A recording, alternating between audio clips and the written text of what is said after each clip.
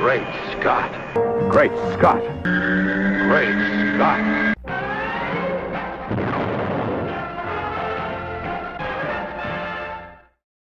Hello everyone and welcome to another fabulous Superman and Lois episode of Great Scott.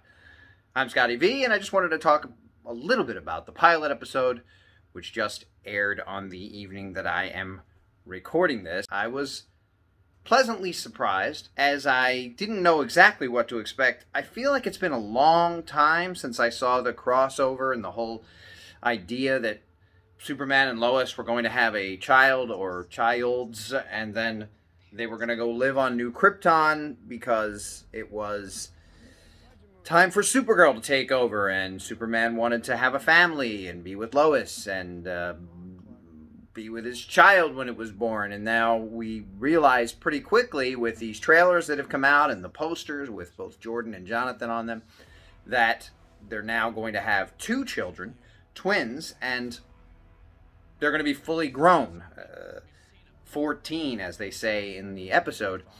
I don't know how they got there. I don't know why they're there. What's interesting about it is everyone on the show acts as if they have been around since they were babies, which would mean 14 years have gone by.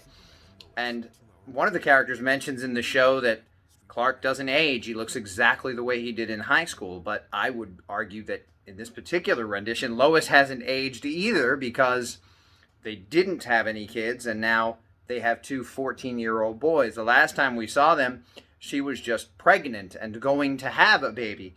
Then they found out it was going to be twins, and I thought I remembered it being a girl, or at some point being one girl, and then now it's two boys, and they're fully grown. I don't know what time period we're in. They don't mention any of the other superheroes, or the crossover, or the time travel, or anything that has happened. But as a standalone, if we didn't have all of the shows that have been on the CW all of this time, and let's just say it was a standalone show that had no connection to the others, it's a very interesting take on the legend. We haven't really seen Superman and Lois in this way before.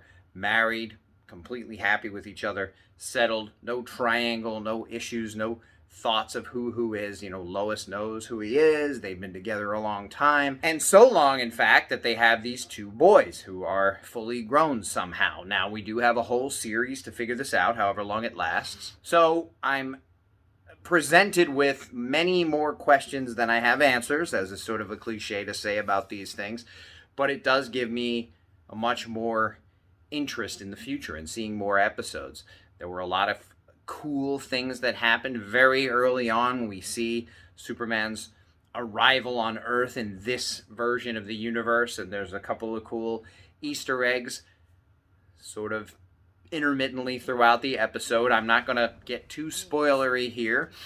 And then there's a reveal at the end of the episode. You know, as these types of shows go, you often have a villain of the week or a villain of the arc, whatever time period they're telling a story of, one episode, two episodes, sometimes a whole season.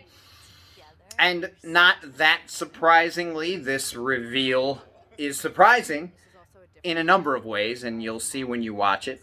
But I would give it a solid 4 or a B+. I can't, again, go into too much. The biggest thing that hurts it for me is my memory of where we were at and possibly where we were going to be going, and now just sort of a complete reset without any real explanation. But perhaps we're going to get that as time goes on. I understand that in many places it's not available yet.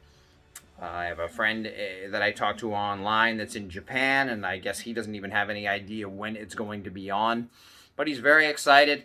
Danielle Panabaker mentioned how excited she was about it during the airing. Stephen A. Mell of Arrow mentioned that he was really enjoying it and that it was only 15 minutes in and off to a really great start. I enjoyed it a lot. I found myself emotional at a couple of spots. Not overly. It wasn't overly emotional, but it was taken pretty seriously. Some things happening, as you might expect, with two teenage boys who were born of the last son of Krypton. But, yeah, solid show, enjoyable, and of course, as you probably already knew, I will continue to watch.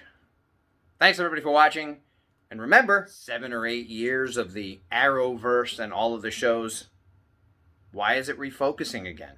Always look up in the sky. Stop it.